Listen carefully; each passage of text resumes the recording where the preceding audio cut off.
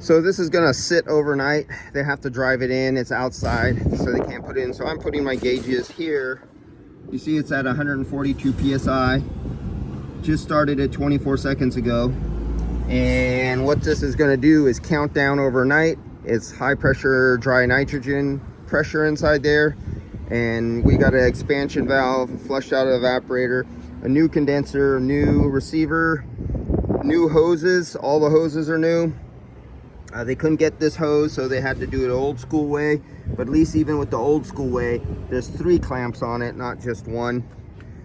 And in this case scenario, this was so expensive on this resto of the AC system on this car that I'll put it on overnight and I'll do a overnight pressure decay test.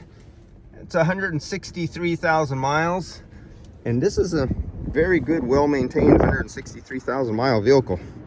So it actually did close good. Oh, it closed real good. Yeah, so for 163,000 miles, 450, this thing is beautiful.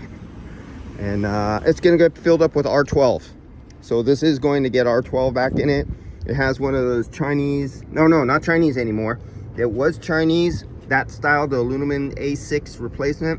But this was made in Vietnam, I believe, this time. Can't remember, I made a video on it.